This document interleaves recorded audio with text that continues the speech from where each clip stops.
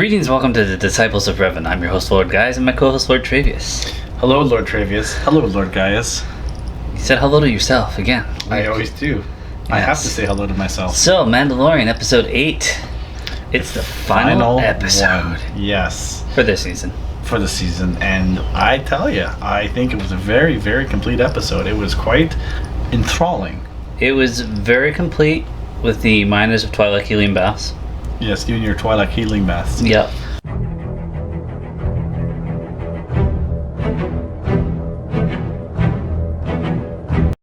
Continuation of the last episode. In fact, we got to start out with the two scout troopers. Yeah, very complete episode. And that first scene right there, that was, that's fanboy fiction right there. The two scout troopers sitting on their speeder bikes, shooting, Baby Yoda, or sorry, not shooting Baby Yoda, but trying to shoot that, whatever it was, a rock or something like that.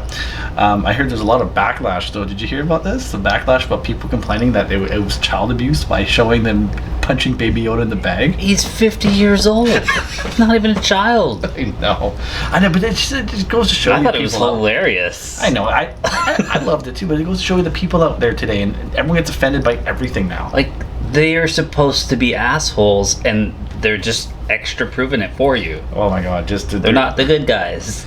They're just sitting there, they shooting the shit. Like, this is what I like about this series. It's a very lived-in world, right? You can see how these people are outside of they were at work and they were talking like you and I would at work, right? Knock it off. Waiting for confirmation to continue into town. That's a go to proceed, but I advise you to double check. The Moff just touched down and already took out a squad of local troopers. I'm glad they took their time this episode too. Yeah, they sure did, and it was the longest episode. It was 48 minutes. This one, the longest of all of them. Yeah. But yeah, very good. What's your first point? I enjoyed them stopping there and talking and radioing in and be like, hey, is it safe to come in? Maybe just wait a bit. He just kind of gunned down all those men.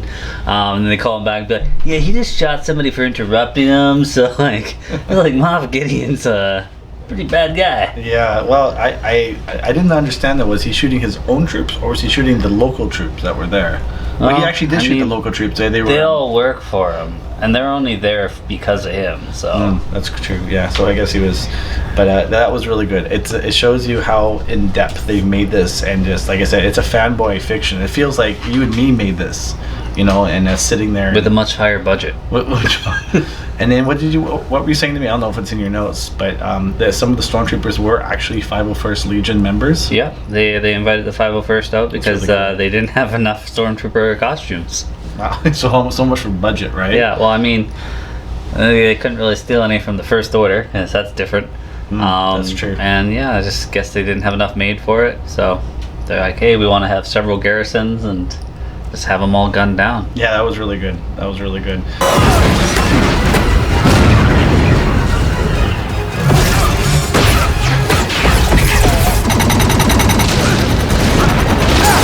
So we go from the speeder bike, and it opens up with the Mandalorian, and then the IG-11 saved the baby.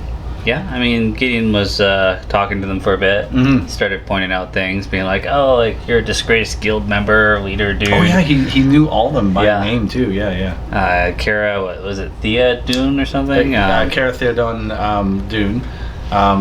Theodon? She's from Alderaan. Yeah. I am sure that Republican shock trooper Cynthia Dune of Alderaan. Anyways, from Alderaan, which gives another good backstory because now we know why she joined the rebellion. They blew up her fucking planet. Yeah. And we got the Mando's name, Din Djarin. Yeah. Din Djarin. Carry this for Din Djarin until he is well enough to wear it. It's a very good name. It's a very Star Wars-like name. I really like that. So he knew it. And then we flash back when he's saying that. Sorry if I'm jumping ahead, but he flashed back to the actual whole scene in the Clone Wars where his parents were killed and he was actually saved by the Mandalorians. And he said, Mandalorian is not a race, it's a creed, right? Which was what I said from the beginning. He's just explaining it for people that don't know shit. Yeah.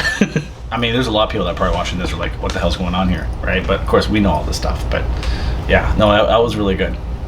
Yeah, I enjoyed it. I felt Gideon is too patient for a guy that's gonna gun his people down because whatever reasons. Yeah.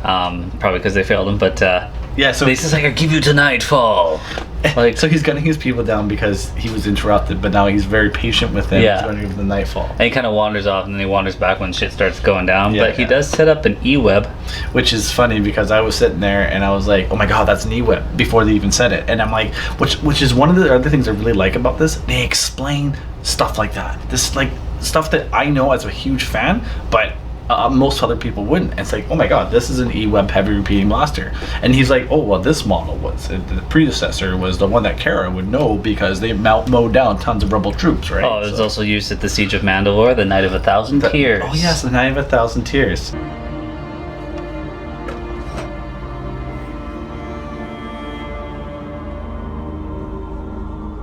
Another backstory lore that we get to explore, and maybe further in the second season. Yeah, and like Gideon was part of the Imperial Security Bureau, which, ISB, which is actually retrocon from the old canon. You know what's going on set? Is Fione's just like, he's right-hand man to Favreau here. He's got all the intel, and he's just like, you know what we're gonna do?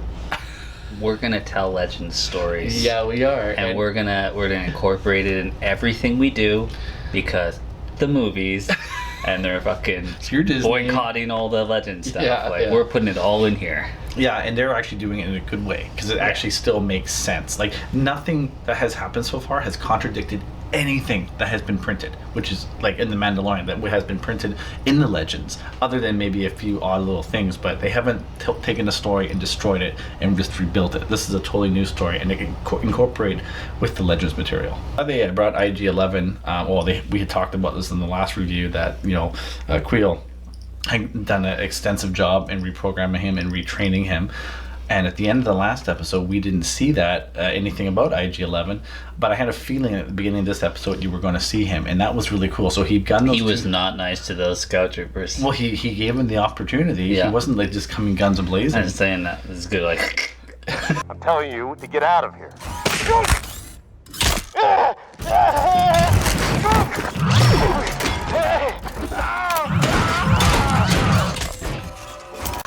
That was good. And he comes guns a-blazing. Like, I kind of don't understand why he would bring the child back into harm's way. Is it just to protect everyone else there, or was it just to protect... I don't know. He was there to protect. It wasn't just the child. That was the thing. Like, he even was protecting Mando at the time. Yeah. And to a lesser extent, Cara Dune as well. Yeah. Yeah. And I think that's why Even though, like, he gave her the child at one point, and then, like, later he's just like, I don't know if I can give you the child, like, and she was like, oh, I don't do children, and then she, like, picks up the child again later. Yeah. But I mean, it's really cool how he came back, and that kind of started our hero's ability to kind of leave the little cantina and start shooting them again. Unfortunately, that didn't work out because Moff Gideon came back, shot the power pack of the Eweb, and blew Mando up. Yeah.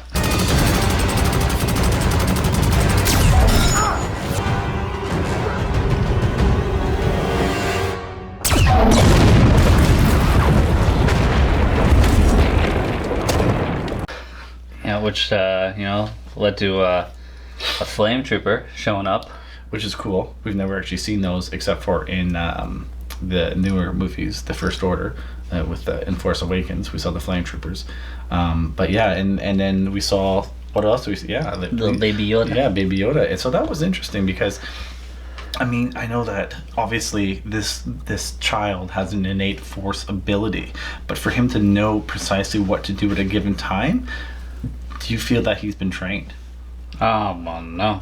I don't think he's been overly trained at all. I think this is an instinct. He saw the fire go at one point, and then he saw it coming his way, so he's like... Yeah, I guess it's raw force talent, because, I mean, look at Anakin, what he did. You see things before it happens. Yeah, and so when you're in emergency, when you're in dire needs and it's an emergency, you can use the force to do that sort of thing. I just always felt that it was someone that's more trained to do that, right? But I guess it's an instinct thing, like you said.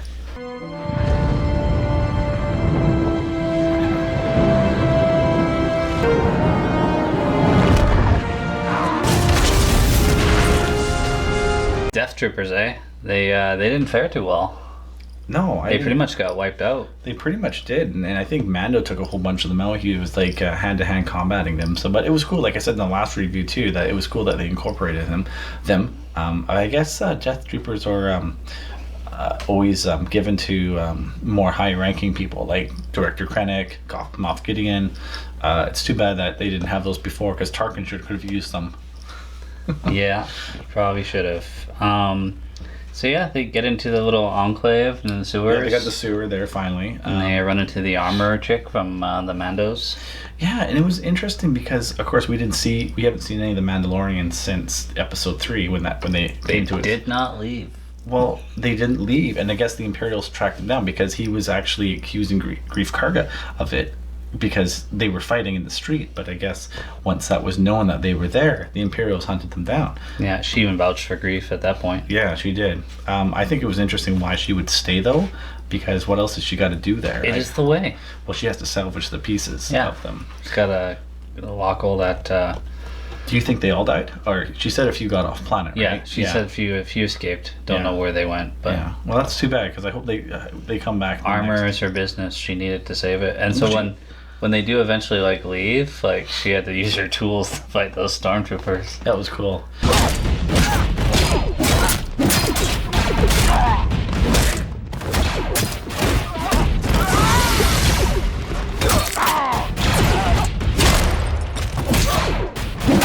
I think she's like the matriarch of that clan, of that enclave, and that she was like the all the armor makers are very revered. Well, that's what I mean, right? So the person that gives the armor is the person that is in charge, essentially. It looks like we don't know much about the Mandalorians other than what we've seen in the Clone Wars. She's their mummy. Yeah, but I mean, this is actually new lore.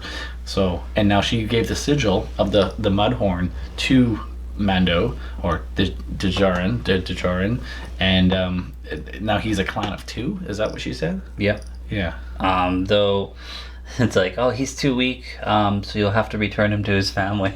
Yeah, so when he got his bell rung there, he was about to die, and so the IG droid gave him a spray at back to space. Notice how I called that? I was just like, IG-11's not human, he could see his face, and then right away. So yeah, we're kind of jumping around here, but we can backtrack and we can talk about, what did you think of what he looked... I mean, we all know what Pedro Pascal looks like. Pedro Pascal, right? Yeah. What he looks like, but to see him so bloodied like that was interesting, right? It's the first time you take his hat off, you think his helmet off. It's funny, because even the internet, there's people defending Pedro Pascal being a good-looking guy, and people are just like, oh, he was ugly. He was beaten. He was bloodied. To an inch of his life there, yeah. Sorry, but the Red Viper is a handsome man.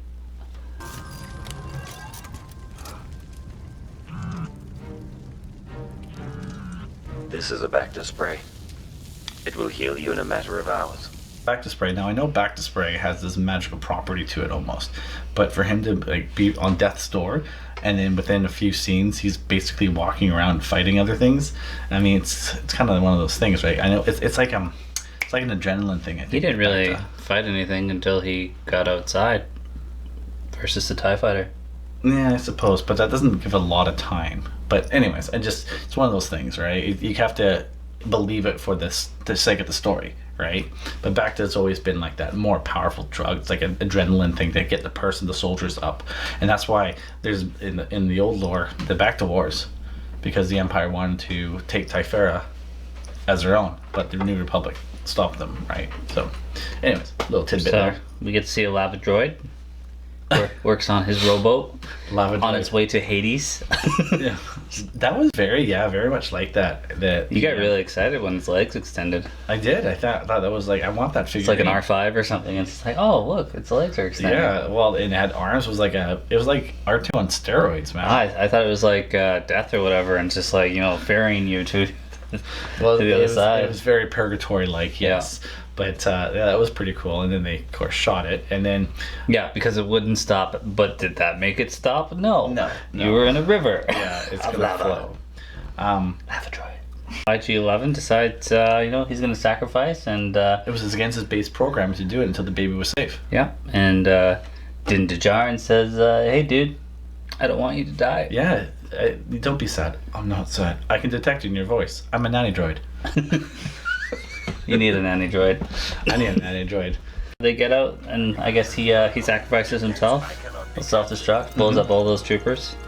Yeah, he does, and that wiped out the entire platoon. Yeah. And of course they come out, and there's Moff Gideon. Yeah, it was a little TIE fighter doing strafing runs. Not very good at it. Yeah. Didn't hit anybody. No, he didn't. And so now all of a sudden, what did the armory lady said? You can't use this until you know you're healed. Like he's had basic training on it, but he needs right. to practice with it. The Phoenix. Yeah. Then he needs to practice with it first. But he did not need to practice with it. Well, he didn't have a lot of time. And I was waiting to see his landing, but when he landed fine, I was like, he knows what he's doing. Yeah, he didn't. Obviously, it was like riding a bicycle, so he didn't need a lot of practice. He got up there, took out that TIE fighter, and there goes Moff Gideon. Now, Cara is going to stay with Greef to be his enforcer or something like that. Or get paid and do stuff. Well, I don't know if you noticed. She'll track down bounties, but they were talking there about she could turn herself in. Well, no, they were talking about getting her chain code erased. Yeah, that's what it was. He's like, "Oh, don't worry about your chain code. With what it's just done, you're going to be an enforcer here." So that was kind of cool. She's going to stay, and I like the fact that when he flew away, he flew away in his backpack again, and then when he got to his ship, he made a grave for Aquil, which I like the character quite a bit. It's too bad. It's very sad.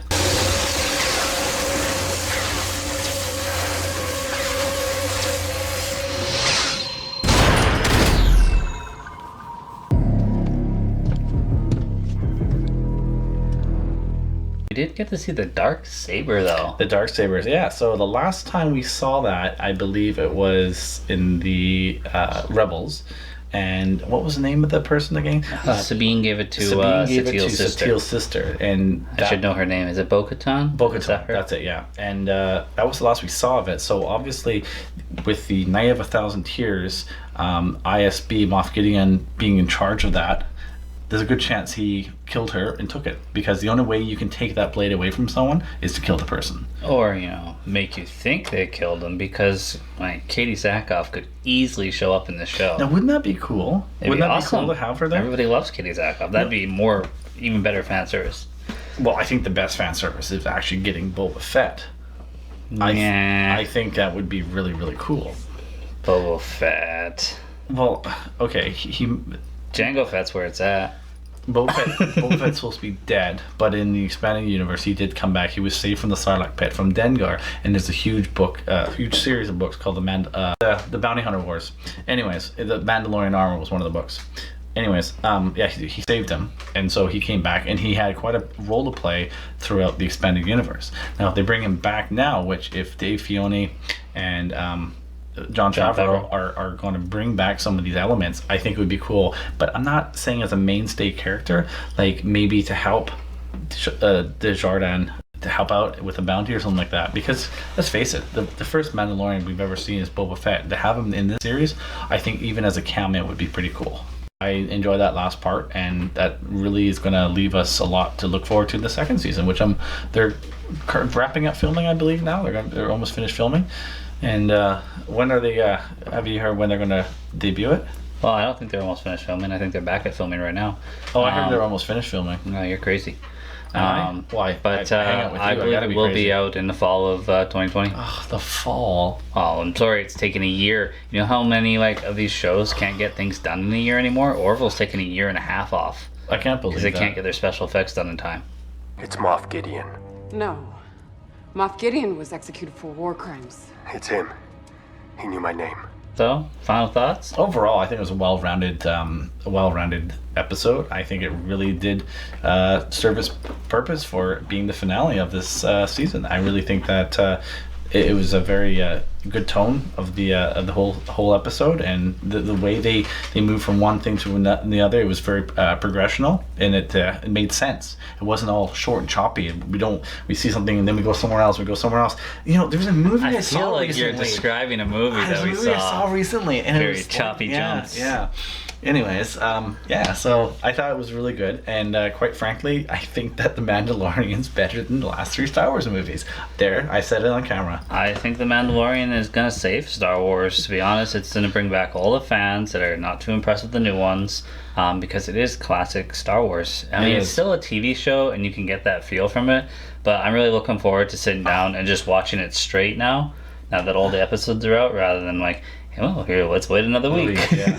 I don't think it even looks like a TV show. It's movie quality. The special effects are movie quality. The acting is movie quality. Just everything about it. I mean, there may be a few small things, but It still has an episodic feel to it. It does. But I mean, and that's the only way it is. It does feel like a TV series is because it's shorter. They're very short. It's like whatever. But overall, like the storyline is far superior than anything we've seen in recent years, other than Rogue One and stuff like that, right? So I'm really impressed with the first season, and I'm looking forward to the second. Yeah. Well, that about wraps it up for Mandalorian. For oh my reviews. god, that's not. What are we gonna do? I guess we'll do our Rise of Skywalker review next, and then maybe There's after a Star that, Wars movie out. yeah, and then maybe after that, Hercules. I just feel like that's next logical transition.